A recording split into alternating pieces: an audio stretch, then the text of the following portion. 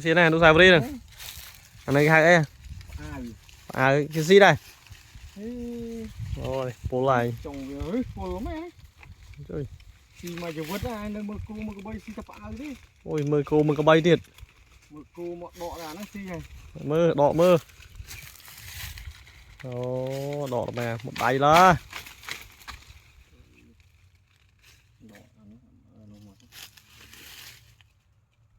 Ai cái gì mà?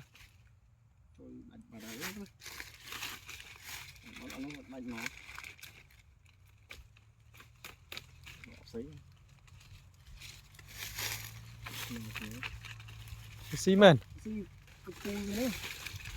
Mơ cô ai đọ ăn nó gì?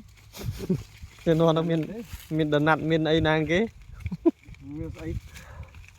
Các bạn là năng xì hay năng hai kia là ăn kia là ăn đấy.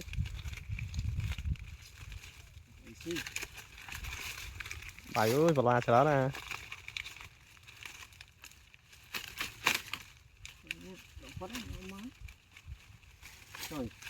Rồi, lịch bạch con ở hai. Rồi, cái phu smart này thì có về clay. Một tay quá, chừng nó. Cá mấy vậy?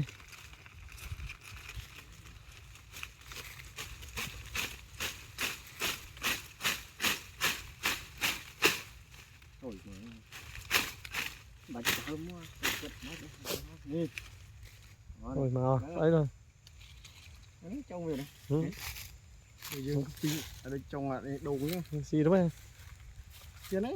Xì rồi, xạ mơ. Này.